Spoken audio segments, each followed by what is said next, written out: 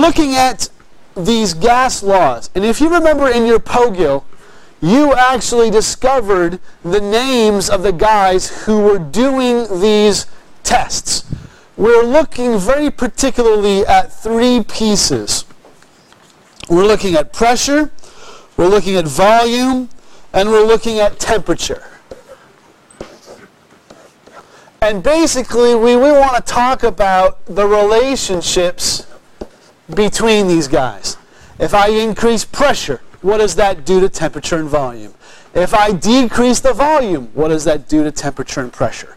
We're kind of just playing these guys off of each other because we know they have relationships. That's what your POGIL was all about, seeing the relationships between these guys. So if you're there on page 442, the first gentleman we talk about is Mr. Boyle. Most of these guys are Englishmen. Mr. Boyle was. And Boyle's law deals with two pieces. What were the two that he deals with out of those three: pressure, volume, temperature?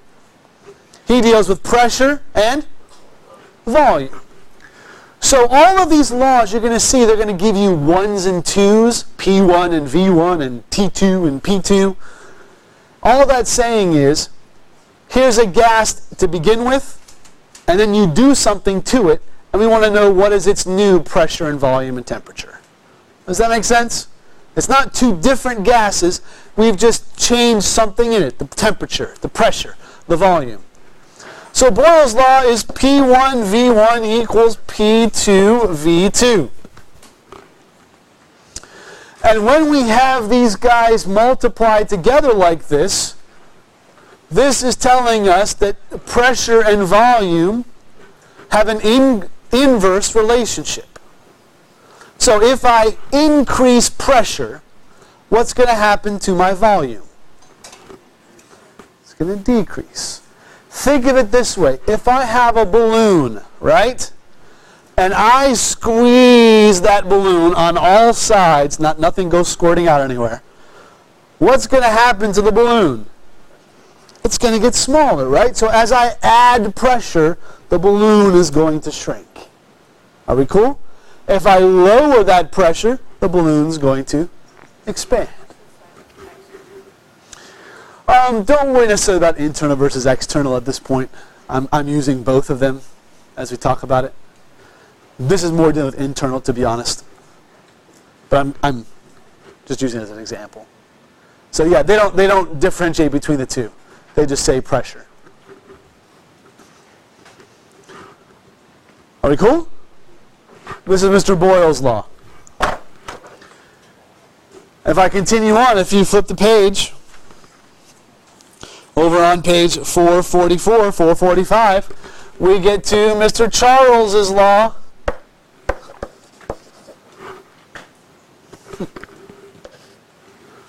Mr. Charles's law. And he's dealing with what two pieces?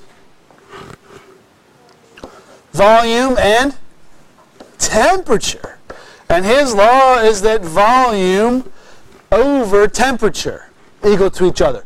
So what this is saying is that these guys have a direct relationship.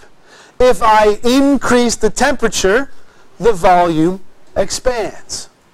If I decrease the temperature, the volume decreases. I'm curious, have any of you ever been on a hot air balloon? I wish too. I would love to go on one, but I never had the chance to do so. You have been? Cool. Excellent. Diana's lucky enough to have been on there. What do they use in a hot air balloon to make the balloon go? I mean, what's the name of the balloon?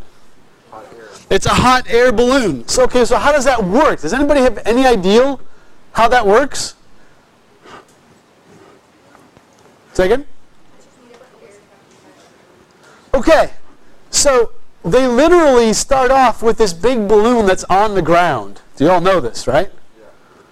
And then attached just above the basket where you stand is this big, huge fire-blowing motor. And it literally shoots out flames. Was that trying to burn the balloon up? No, it's trying to heat the air inside that balloon that's trapped in there. The balloon's deflated, right?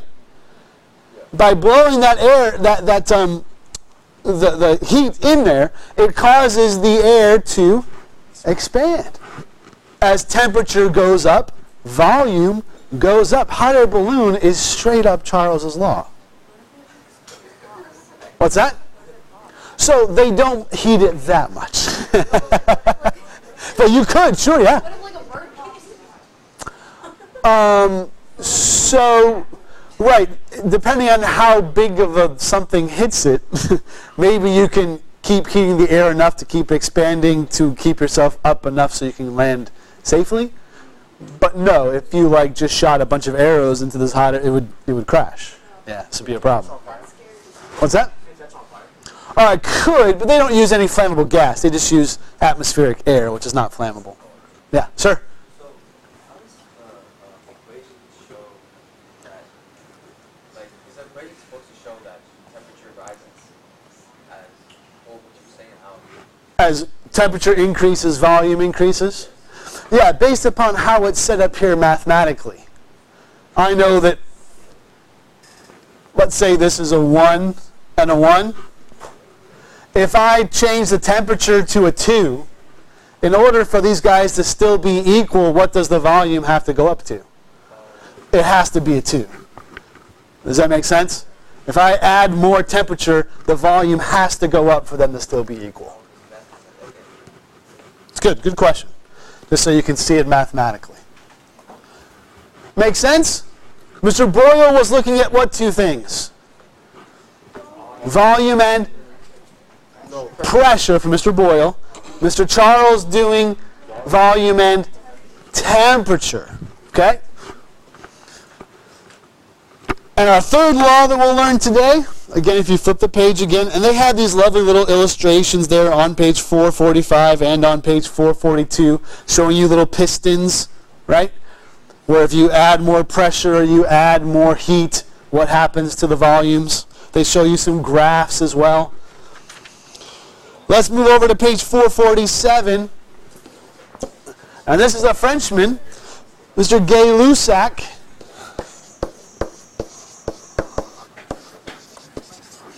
And Gay-Lussac's law deals with two other pieces. Remember, we just all have these three things: pressure, volume, temperature. And so Gay-Lussac's law is dealing with what two pieces? Pressure and temperature. So this is again saying that if I increase the temperature, what happens to my pressure? It increases. And that makes sense, right? The hotter I make it, the more the molecules are moving, the more they hit the walls, therefore the more pressure you get. It will. It will be the same. Yep. If I double the temperature, oops, sorry. That's supposed to be a T, not a P. If I double the temperature, I double the pressure. If I triple the pressure, I'm going to I have a third of the temperature. Right? I mean, that's the other way around. Sorry, I would triple the temperature. Right? Because they're the same. One goes up, the other goes up. One goes down, the other goes down. Directly related. Are we cool? So you can see that we've got lots of P's and lots of V's and lots of T's, right? And are you comfortable that for Mr. Boyle's law, what letters are missing from here? Remember way back to our ideal gas law? What letters are missing here? Temperature. R we'll just forget about because that's just the constant. But what else? N. So therefore, temperature and the amount of gas have to stay constant for Mr. Boyle's law, right? How about for Charles's law? What are we missing? We're missing pressure, and we're also missing, the number of moles, right? How about for Gay-Lussac's law? What am I missing? What are we missing here, guys? Our volume and number of moles. So So are you comfortable we have to keep some of those pieces the same or constant in order for these relationships to work? But what if we want one law to rule them all? One law that will combine all of the pieces into one something. We should name that something impressive, right? A law that combines all the pieces together. How about we call it the combined gas law? I told you, scientists are not creative. Okay, you want creative, go into art. So we literally call it the combined gas law. And you can see that there. It's on page, thank you, 449. So do we just focus on this? We don't need to focus on individual laws. Hang on, I'll get back to that question in a second. Your combined gas law is P1 V1 over T1 equals P2 V2 over T2. So are you comfortable that this one equation incorporates all three of the other equations together?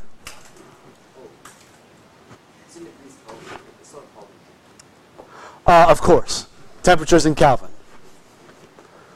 We didn't talk anywhere about units at all. We'll get to that in a second. Are you all with me? So to answer the question about do we have to know the individual laws, I do want you to know the individual laws, certainly. Okay? That Boyle's is between these two, and Charles is between those two, and Gay-Lussac's is between those two. But combined gas law is all you have to know in order to do the problems. Does that make sense? Because it contains all of them. You would just cancel out the ones that stay the same. Are you comfortable if we have temperature that doesn't change? If I get rid of the T's, what law is that? PV. What's PV? Boyle's law, right? If I get rid of the V, right, and I have P over T, which law is that? That's Gay-Lussac's. If I get rid of the P stays the same. Now what do I have? Do you see what I mean? So this one combined gas law encompasses all the three pieces together. Are you with me? All right, let's take one gander at how you would do one of these problems. It's very simple. They would give you a problem like this. Like the ones that are there in the example problems. There are 4 different example problems for these laws. I would encourage you to check those guys out. But let's just grab one here. It says, a gas in a sealed container has a pressure of 125 kPa at a temperature of 30 degrees Celsius. If the pressure in the container is increased to 201 kPa, what is the new temperature? I ask you, my friends, what information have they given us? They give us pressure and temperature. Are you cool? We can call this P1 and we can call this P2. And we can call this T1 and this could be T2. Now, does it matter if Tommy, in a fit of excellence, decides to make these P2 and T2 and these P1 and T1? It doesn't. It's fine. As long as you keep them together. Tommy, you can't make this one P1 and this one T1. That wouldn't work. Are we cool? It doesn't matter what numbers. We just put numbers to put numbers on them. What are we missing? What information is not given here? Okay, we're trying to find T2, sure. But what did it not tell us anything about? Volume. So what do we have to assume here? It's constant. It stays the same. What else did it not give us any information about? The number of moles. So we have to assume that that stays the same. I wouldn't need it here if I was here. Does that make sense? Okay, so again, if you want to simply grab what law is pressure and temperature? Gay-Lussac's law, right? So you could simply grab this equation if you wanted, or you could use combined gas law and just cancel out the V's. Right? Are you with me? So let's solve it quickly. P1 over T1 equals P2 over T2. Whew. How do I get T2 by itself? Multiply and divide, certainly. Someone help walk me through it? It's a little more complicated because T2 is on the bottom, right? We're trying to find T2. Cross multiply would be a great way of doing that. So, how about we take P1 T2 equals P2 T1. Cross multiplying, we cool? And then now I simply divide by P1, and I got T2 is equal to P2 T1 over P2. I prefer, when I do my problems, I prefer to use the equation and flip it around. If you want to actually plug the numbers in and then flip it, that's fine. No harm there, same math. Now I simply plug in my numbers. Can I use Celsius? I got to change it to Kelvins. Okay? The units for pressure can be any of the ones we talked about. kPAs, atmospheres, PSI, all that's fine. But temperature's got to be in Kelvins. So what number do I add to 30? 273. So that becomes 303 Kelvin. So it's going to be 201 times 303 divided by 125. And if I do that math, my T2 comes out to be 487. So my book has 487 Kelvin. And if you want to make that into Celsius, since you started with Celsius, you'd subtract 273, and we get 214 degrees Celsius.